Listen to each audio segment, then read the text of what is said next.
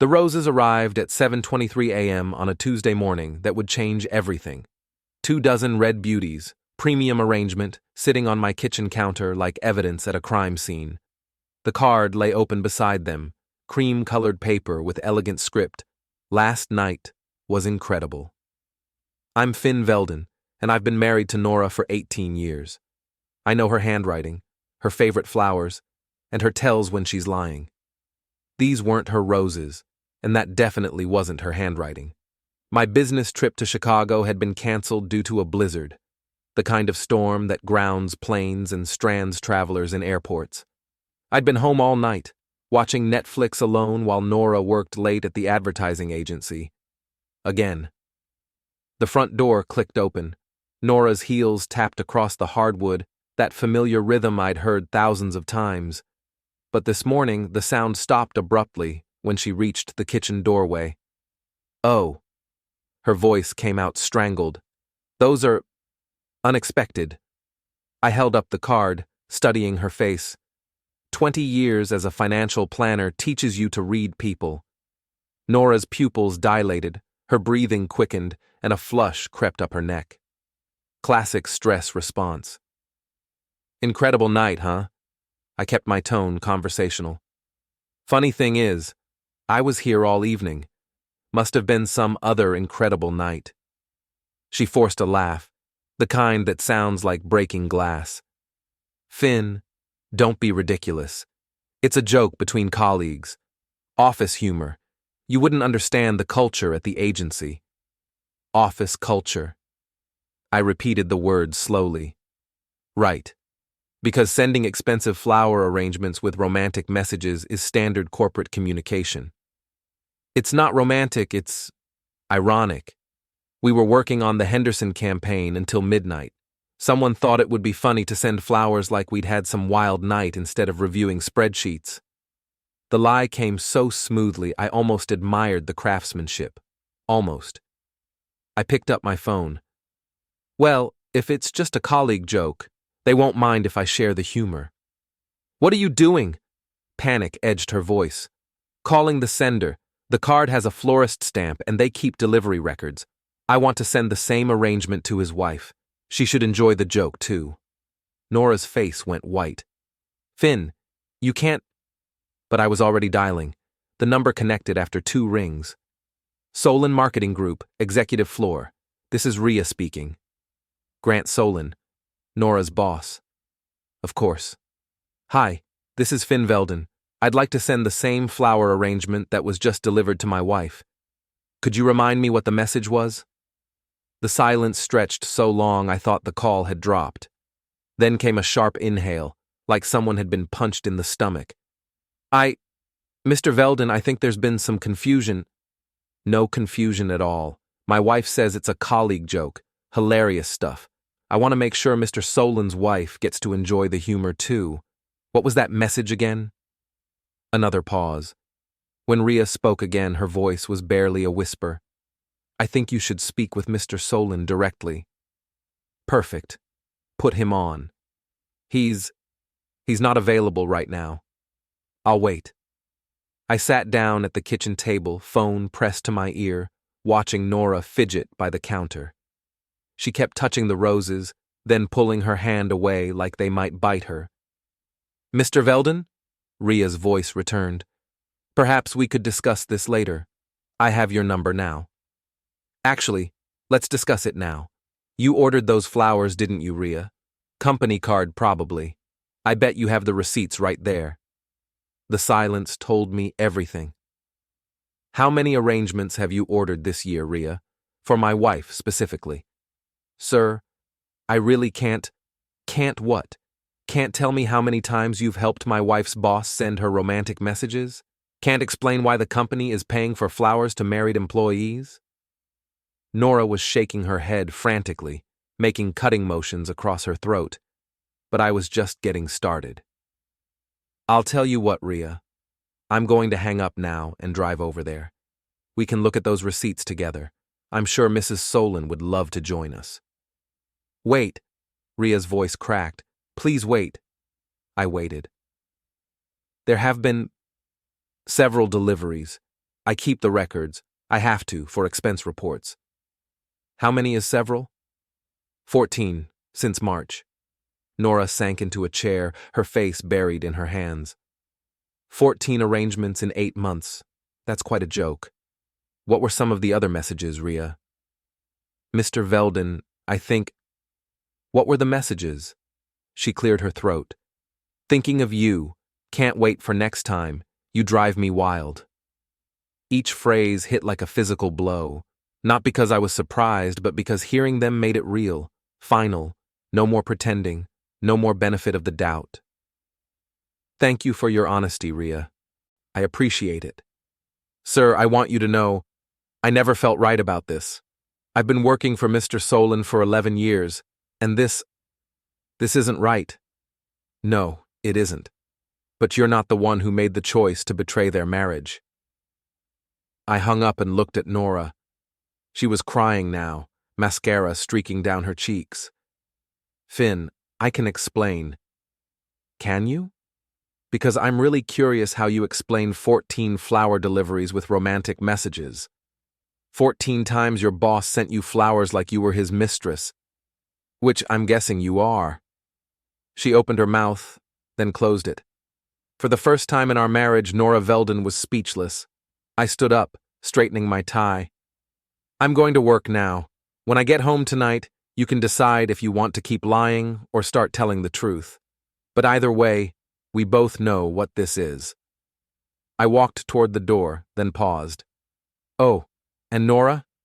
Next time you want to have an affair, maybe don't leave the evidence on the kitchen counter. The drive to my office gave me time to think. 20 years of marriage, 2 kids in college, a mortgage, joint accounts, shared dreams. All of it built on what I'd thought was solid ground. Turns out, solid ground can develop sinkholes when you're not paying attention. My office sits in a modest building downtown, nothing fancy. Velden Financial Planning doesn't need marble lobbies or panoramic views. My clients care about results, not aesthetics. I've built my reputation on being thorough, methodical, and honest. Traits that apparently make me a boring husband. I spent the morning reviewing client portfolios, but my mind kept drifting to those 14 flower deliveries. 14 times Nora had received romantic messages from her boss. 14 times she'd brought those flowers into our house, probably laughing about how clueless I was. Around noon, my phone rang. Ria Morick. Mr. Velden? I hope you don't mind me calling. I got your number from the client directory. Not at all, Ria. What can I do for you? I've been thinking about our conversation this morning. About those deliveries. I have more information, if you want it. I lean back in my chair. I'm listening. I keep detailed records, not just the flowers. Hotel reservations, restaurant bookings, expense reports. Mr. Solon has me handle all his personal arrangements. What kind of arrangements? The Kimpton Hotel, room 412, every Tuesday for the past 6 months. Always booked under client entertainment, but there are never any clients. The key card logs show 2 entries each time, Mr. Solon and 1 guest. My stomach clenched. Tuesdays were Nora's late nights, her standing client meeting that always ran until 10 or 11 p.m. Ria, why are you telling me this? She sighed. Because I have a husband too, 23 years next month. If someone was doing this to me, I'd want to know, and I'd want proof. What kind of proof? I have copies of everything. Receipts, booking confirmations, expense reports. Mr. Solon thinks I'm just his secretary, but I run his entire schedule. I know where he is every minute of every day. Can you email me those records? I can do better than that. Can you meet me for lunch? There's a diner on 5th Street, corner booth in the back. I get off at 1. I arrived at the diner early, choosing a table where I could watch the door. Ria walked in at exactly 1 o'clock, a thin woman in her 50s with graying hair and tired eyes. She carried a manila envelope thick with papers. Mr. Velden? She slid into the booth across from me. I brought everything. She opened the envelope and spread the contents across the table. Hotel receipts, flower delivery confirmations, restaurant reservations, credit card statements, a paper trail of my wife's affair, documented in meticulous detail. This goes back to March, Ria explained. That's when it started. At first, it was just occasional dinners, business meetings, or so I thought. Then the hotel reservations began. I studied a receipt from the Kimpton. Room 412, charged to Solon Marketing Group's corporate account. The date was a Tuesday in April. I remembered that night.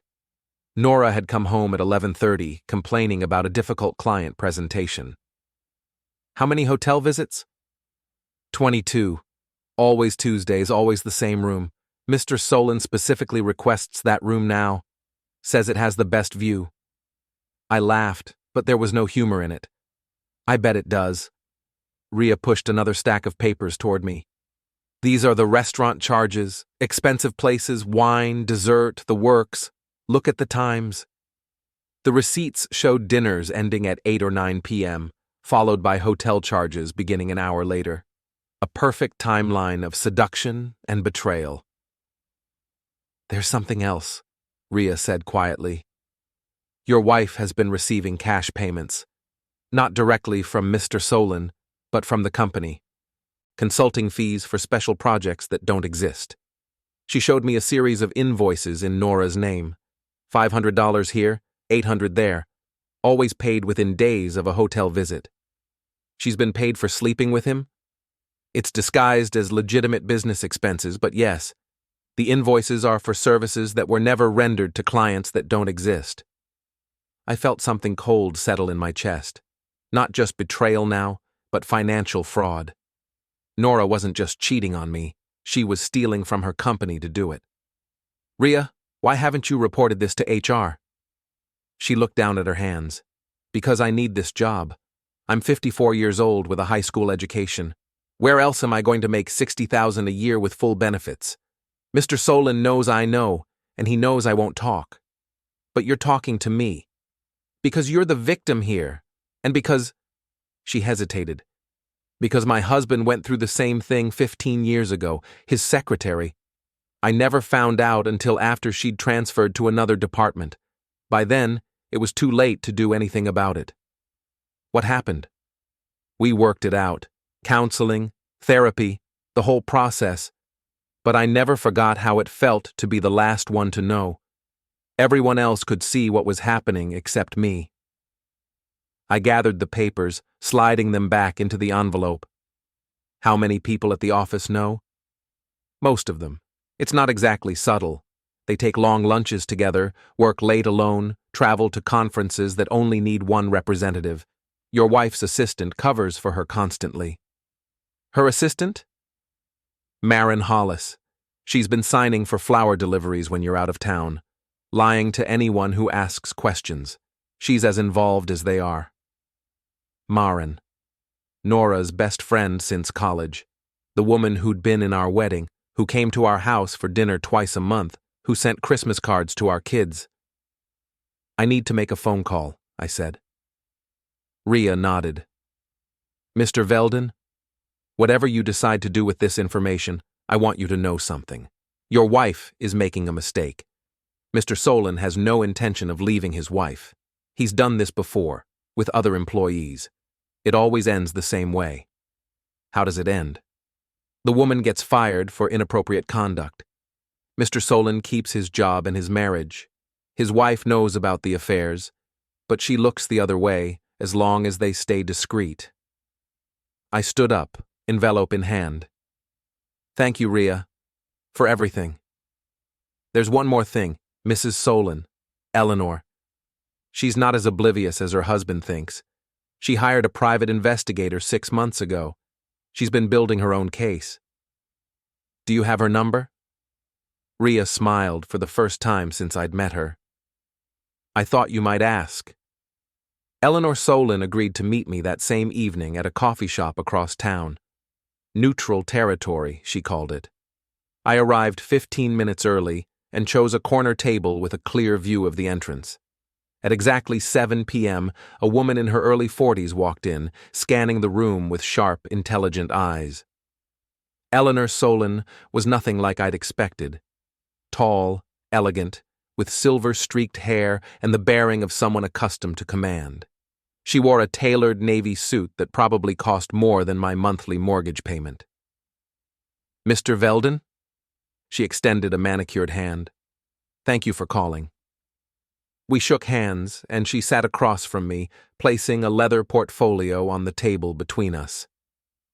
"I assume you've discovered my husband's latest indiscretion," she said without preamble. "This morning, flowers with a romantic message left on my kitchen counter." She nodded. "Grant has never been subtle. It's one of his many failings." "How long have you known?" "About your wife specifically? 3 months? About his pattern of behavior? Years." She opened her portfolio and removed a thick folder. "I've been documenting his activities since 2018. The folder contained photographs, financial records, private investigator reports, and what looked like legal documents." Eleanor had been thorough. "Why haven't you filed for divorce?" "Because I wanted to be certain. Grant is very good at explaining away suspicious behavior.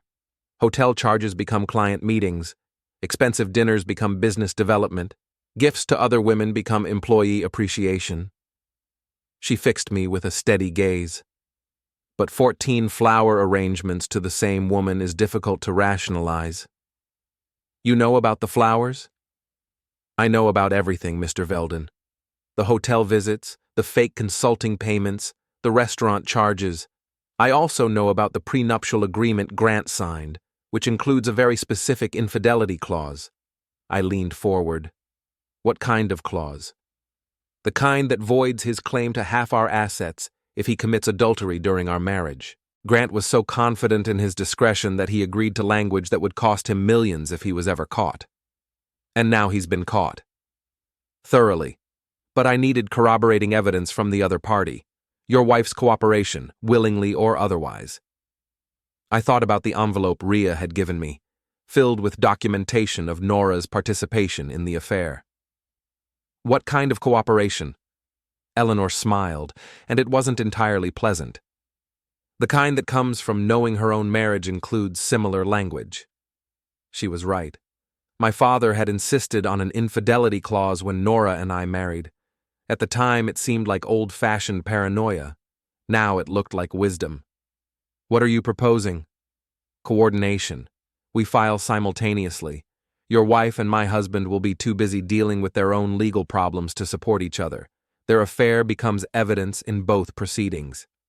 She removed a business card from her portfolio. "My attorney. He's expecting your call. He's also prepared to offer you a very reasonable rate for his services." "Why would you help me with legal fees?" "Because your case strengthens mine. The more evidence we present of their relationship, the more airtight both our divorce settlements become. Consider it an investment in mutual success." I studied the business card. Harrison, Burke and Associates, the kind of law firm that charged $1,000 an hour and earned every penny. "There's something else," Eleanor continued. "I want them to know they've been caught before the papers are filed. I want them to understand the consequences of their choices." "What did you have in mind?" She reached into her portfolio again, this time removing a small digital recorder. "My private investigator obtained audio of one of their hotel encounters. Nothing explicit, but clearly intimate conversation. Your wife discussing her marriage, my husband making promises he has no intention of keeping." "You want me to confront them with this?" "I want you to let them know that their secret isn't secret anymore, that their actions have consequences, that the people they've betrayed aren't going to remain silent." I pocketed the recorder. "When do we file?" "I file Thursday morning. You file Thursday afternoon. By Friday, they'll both have papers served at their office. Very public, very humiliating." "And until then?" Eleanor's smile returned, colder than before. "Until then, we let them think they're still getting away with it. Let them make more mistakes. Give them enough rope to hang themselves." We shook hands again, and she gathered her papers. "Mr. Velden, I want you to know that I don't blame your wife entirely. Grant is very persuasive when he wants something. He's also very cruel when he's finished with it." "What do you mean?" I mean, your wife thinks this is a love affair that will end in marriage. She thinks Grant is going to leave me for her. She has no idea that she's just the latest in a long series of conquests. After Eleanor left, I sat in the coffee shop for another hour, thinking about the recorder in my pocket and the business card in my wallet. 2 days ago, I'd been a faithful husband in what I thought was a solid marriage. Now I was planning a coordinated divorce strategy with the wife of my spouse's lover. The transformation should have felt strange, but it didn't. It felt like waking up from a long sleep, like seeing clearly for the first time in months, maybe years.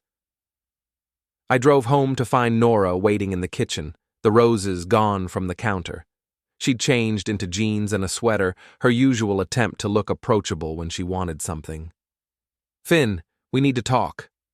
I hung my jacket on the back of a chair and loosened my tie. "I'm listening." "About this morning, about those flowers. I know how it looked, but it's not what you think." "What do I think, Nora?" She twisted her wedding ring, a nervous habit I'd noticed more frequently in recent months. "You think I'm having an affair." "Are you?" "No, absolutely not. Grant and I work closely together on several accounts. Sometimes the boundaries get blurred, but it's not romantic. It's not physical." I pulled out my phone and scrolled to the voice memo app. "That's interesting, because I have a recording that suggests otherwise." The color drained from her face. "What recording?" "Would you like to hear it?" She stared at the phone in my hand like it was a loaded weapon. "Finn, whatever you think you have, I have you and Grant discussing our marriage. I have him telling you that Eleanor doesn't understand him. I have you talking about what you'll do when he gets divorced." I paused. Should I play it? She sank into a chair, her composure finally cracking. "Where did you get that?" "Does it matter? The question is, do you want to keep lying, or do you want to tell me the truth?" For a moment I thought she might confess. Her shoulders sagged, and she looked older than her 37 years. Then she straightened, and I saw her rebuild her defenses in real time. "I don't know what you think you heard, but you're wrong. Grant and I are colleagues, nothing more." I nodded and put the phone away. "Okay, Nora. If that's your story, stick with it." "It's not a story. It's the truth." "Then you won't mind if I play that recording for Eleanor Solon. She's very interested in her husband's working relationships." Nora's eyes widened. "You spoke to Eleanor?" "We had coffee tonight. Lovely woman. Very understanding about the situation." "What situation? There is no situation." I headed toward the stairs. "Good night, Nora. Sleep well." "Finn, wait. We're not finished talking." I paused at the bottom of the stairs. "Yes, we are. We're finished talking, finished trusting, and finished pretending. The only question now is how ugly you want to make the ending." Thursday morning arrived gray and cold, matching my mood perfectly. I'd spent the night in the guest bedroom, listening to Nora pace the hallway outside my door. She'd knocked twice, asking to talk, but I'd pretended to sleep. There was nothing left to discuss. I dressed carefully for work, choosing my best suit and favorite tie. Today would be memorable, and I wanted to look the part. Eleanor's attorney, James Harrison, had called the night before to confirm our strategy. She would file at 9 a.m. I would file at 2 p.m. By close of business, both Grant and Nora would be served with divorce papers at their office, in full view of their colleagues. "Maximum impact," Harrison had explained. "Public service creates pressure, pressure creates mistakes, mistakes create opportunities." I understood the logic, but this wasn't just about legal strategy anymore. This was about making sure everyone who'd watched my wife's affair understood that actions have consequences. At 8:30, I called Rhea Morick. "Good morning, Mr. Velden." "Good morning, Rhea. Is Grant in the office yet?" "Just arrived. He's in his office with Mrs. Velden, actually. They've been meeting a lot this week." "Perfect. I need you to do something for me, and it might make you uncomfortable." "What kind of something?" "I need you to accidentally forward an email to the wrong recipients. A very specific wrong recipient." I explained what I wanted. Rhea listened without interrupting, then was quiet for a long moment. That would be problematic for my employment. I understand, but Rhea, in about 6 hours, your boss is going to be served with divorce papers. His wife knows everything. The company is going to conduct an investigation into those fake consulting payments.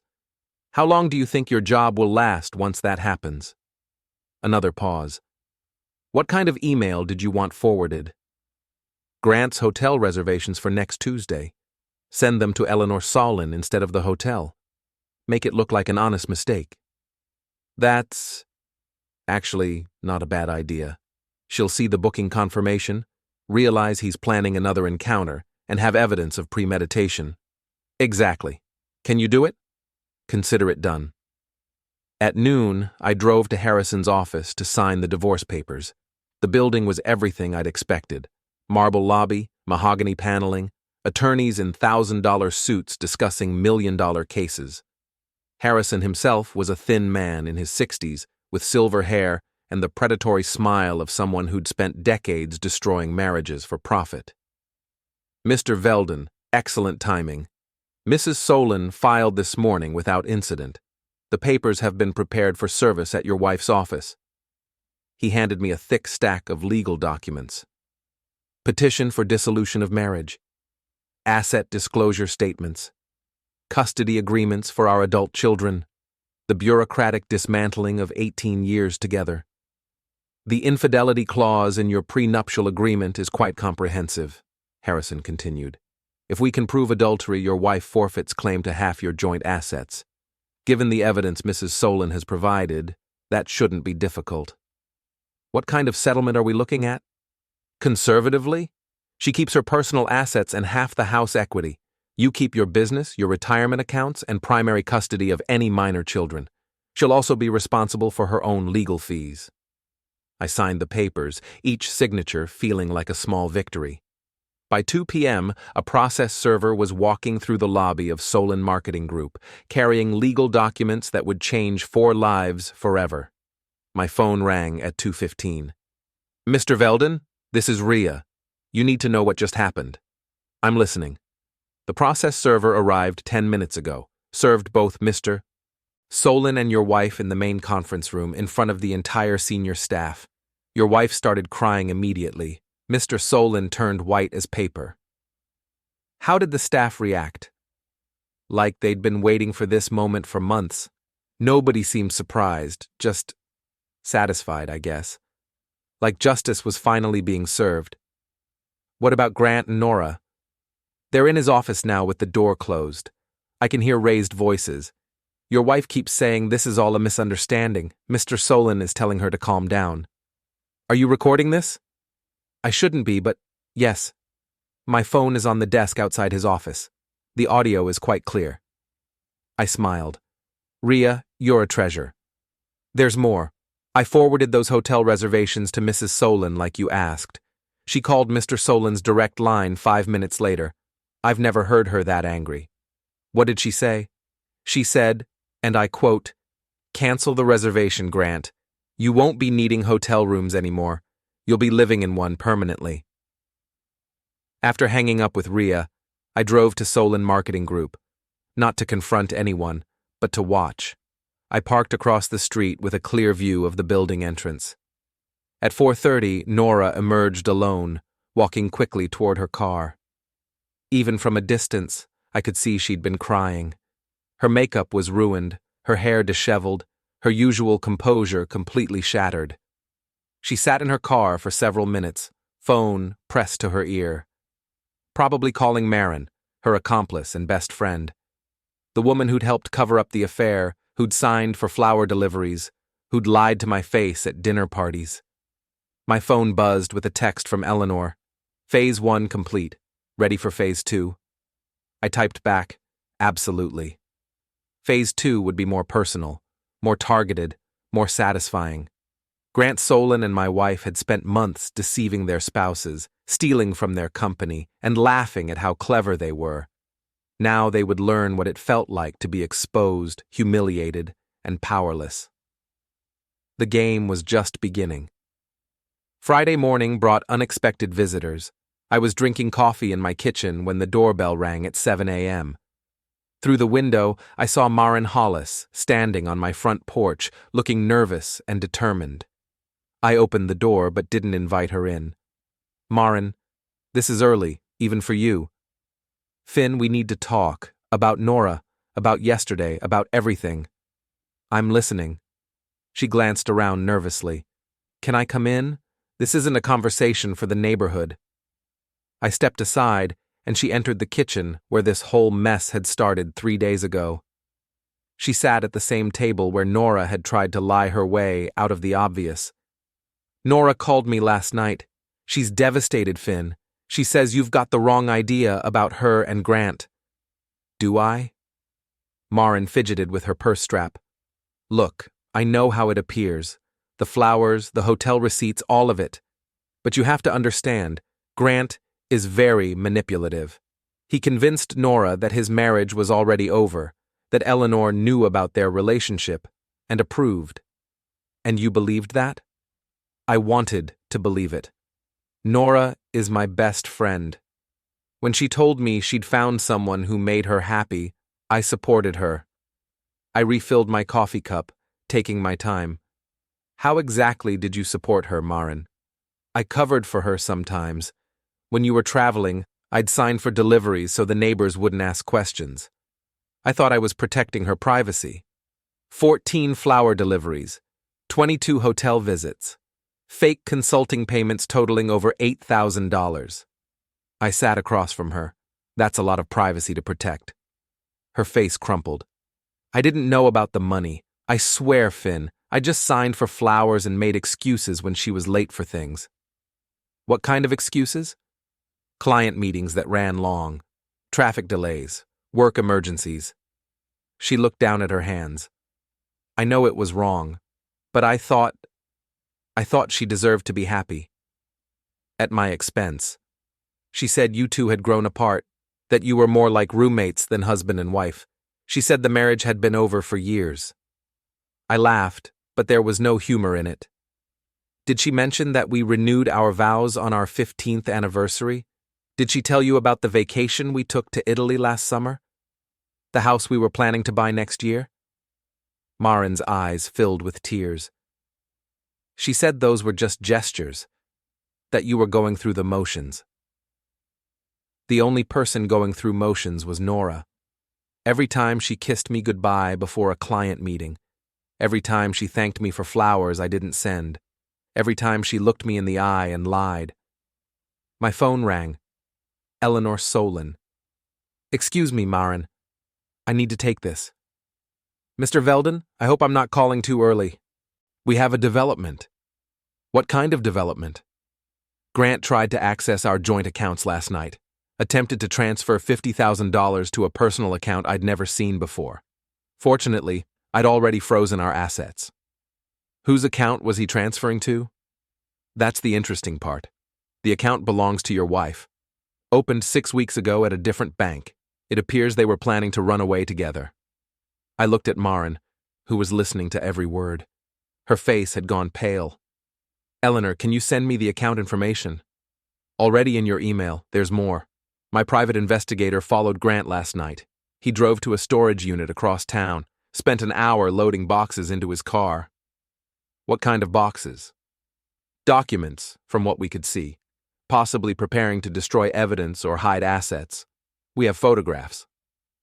After hanging up, I turned back to Maren. "Your best friend opened a secret bank account 6 weeks ago. Grant tried to transfer $50,000 into it last night. Still think this was just about finding happiness?"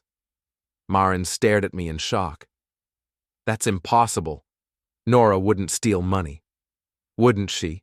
She's been accepting fake consulting payments for months. She's been using company resources for personal affairs.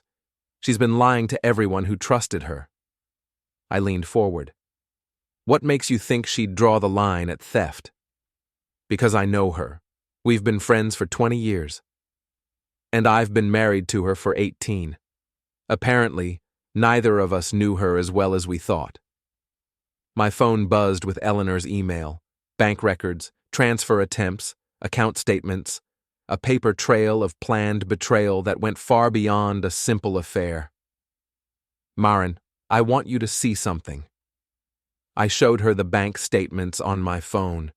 The secret account, the attempted transfer, the pattern of deposits that matched Grant's fake consulting payments. They weren't just having an affair, they were planning to steal money and disappear together. Your best friend was going to rob me blind and vanish. Maren read the statements twice, her face growing paler with each line. This can't be right. Call her. Ask her about the account. Ask her about the $50,000. Ask her about the storage unit. What storage unit? I showed her the photographs Eleanor had sent. Grant loading boxes into his car, looking around nervously, clearly trying to hide something. They were destroying evidence, Maren, getting rid of anything that could be used against them in court. She stood up abruptly. I need to go. Where are you going? To talk to Nora, to get the truth. You've been getting Nora's version of the truth for months. How's that working out? She paused at the door. Finn, if this is all true, if she really was planning to steal from you, then your best friend isn't who you thought she was. After Maren left, I called Ria Morick. Good morning, Mr. Velden. I was hoping you'd call. Why's that? Because Grant didn't come to work today. Neither did your wife. The office is buzzing with rumors. What kind of rumors? That they've run away together. That they're hiding from the divorce lawyers. That they're planning to flee the country. Are they? I don't think so. Grant's too arrogant to run, and your wife is too attached to her lifestyle here. But they're definitely panicking. Have you heard from either of them? Your wife called this morning. Asked me to lie to you if you contacted the office. Said to tell you Grant was in meetings all day. What did you tell her? I told her I don't lie for people who are about to be fired. I smiled. Ria, when this is all over, I'm going to help you find a better job. I'd appreciate that, Mr. Velden. I'm tired of working for people with no integrity. The rest of the morning passed quietly. I handled client calls, reviewed portfolios, and tried to focus on legitimate work. But my mind kept drifting to Nora and Grant, wondering where they were hiding, what they were planning, how far they were willing to go to avoid consequences. At noon, I got my answer. The call came from an unknown number, but I recognized Nora's voice immediately. Finn, we need to meet. Do we? Please. Just the two of us. I can explain everything. Where are you? The Riverside Cafe. Do you know it? I knew it. A small place by the water, quiet and private. Perfect for a conversation that might get emotional. I'll be there in 20 minutes. Finn, come alone. The cafe was nearly empty when I arrived. Nora sat in a corner booth wearing sunglasses despite the cloudy day. Even from across the room, I could see she'd been crying. I slid into the seat across from her. You look terrible. She removed the sunglasses, revealing red, swollen eyes. I feel worse. Where's Grant? I don't know. He won't return my calls. Trouble in paradise? She flinched. Finn, I know you're angry. You have every right to be. But I need you to listen to me. I'm listening. Grant told me his marriage was over. He said Eleanor knew about us and didn't care. He said they were just waiting for their youngest to graduate before filing for divorce. And you believed him? I wanted to believe him. He made me feel alive again. Like I mattered. You mattered to me. Did I? When was the last time you looked at me the way he did? When was the last time you made me feel beautiful, desired, important? I considered the question seriously. Last month, when I brought you flowers for your birthday, when I told you how proud I was of your promotion, when I suggested we renew our vows again for our 20th anniversary. She looked away. That's different. How? That's comfortable love, predictable love. Grant made me feel passionate. Grant made you feel like a fool. Her head snapped back toward me. What's that supposed to mean? It means you weren't his first affair, Nora. You weren't even his second or third. Eleanor has documentation going back years. Hotel receipts, flower deliveries, fake business expenses. You're just the latest in a long line of conquests. That's not true. I pulled out my phone and showed her the evidence Eleanor had shared. Bank records, private investigator reports, photographs of Grant with other women. He's been doing this for years, the same pattern every time. Expensive dinners, romantic flowers, hotel rooms, promises of divorce that never happen. You fell for the oldest playbook in history. She stared at the evidence, her face growing pale. He said I was special. I'm sure he did. He probably said Eleanor didn't understand him, that you were the love of his life, that he'd never felt this way before. Her silence confirmed every guess. Nora, did you really think a man would leave his wife of 20 years for his employee? Did you think he'd give up half his assets, his social standing, his reputation, for an affair? He said he would. He lied, just like you lied to me. She started crying again, ugly sobs that shook her whole body. I've ruined everything, haven't I? Yes. Is there any way to fix this? I thought about the question seriously. Could we rebuild after this? Could I ever trust her again? Could she ever be satisfied with comfortable, predictable love after tasting passion? I don't think so. Why not? Because it wasn't just the affair, Nora. It was the lies, the theft, the planning to disappear with stolen money. She looked up sharply. What stolen money? The secret bank account. The $50,000 Grant tried to transfer last night. The fake consulting payments you've been accepting for months. I don't know what you're talking about. I showed her the bank records on my phone. This account, your name, your signature, opened 6 weeks ago. She studied the screen, her confusion apparently genuine. Finn, I didn't open this account. Your signature is on the paperwork. Then someone forged it. I've never seen this before in my life. For the first time in days, I believed her. The surprise in her voice, the shock on her face, seemed real. If you didn't open the account, who did? Grant must have. He said he was setting up a surprise for me, something special for when his divorce was final.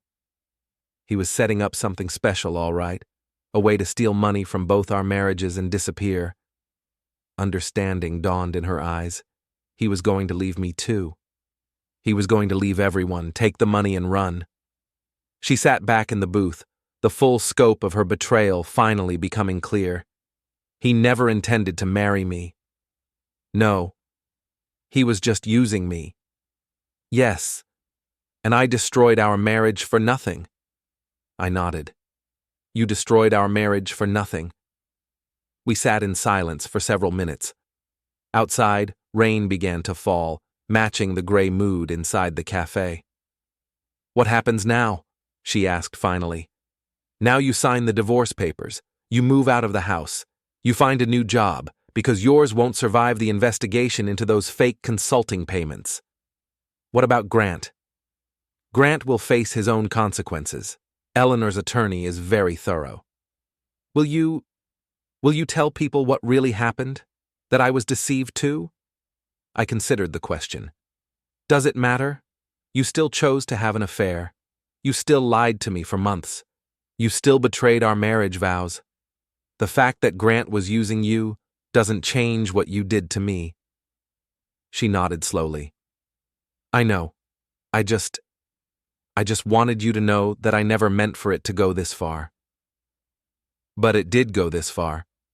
And now we both have to live with the consequences. I stood up to leave, then paused. Nora? For what it's worth, I did love you. Comfortable, predictable love, but real love. That should have been enough. She was still crying when I walked out of the cafe. My phone rang as I reached my car. Eleanor Solon. Mr. Velden? I have news. Grant just turned himself into the police. For what? Embezzlement, fraud, theft of corporate funds. It appears your wife wasn't the only one receiving fake consulting payments. He's been stealing from the company for years. I sat in my car, rain drumming on the roof, processing this final revelation. Grant hadn't just been a cheating husband and manipulative boss, he'd been a criminal. What about Nora? As far as we can tell, she was a victim too. The fake payments to her were small compared to what he stole for himself. She might face some consequences, but nothing like what he's facing. How much did he steal? Over $200,000, enough to ensure he won't be planning any romantic getaways for the next decade. After hanging up with Eleanor, I drove home through the rain. The house felt different now, empty of secrets and lies, clean somehow, ready for a new beginning.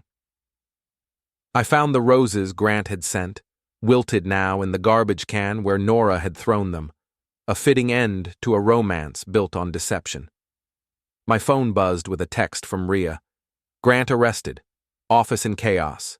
New management taking over Monday. Justice served. I smiled and typed back, "Thank you for everything." The card on the counter had started this whole mess. Last night was incredible.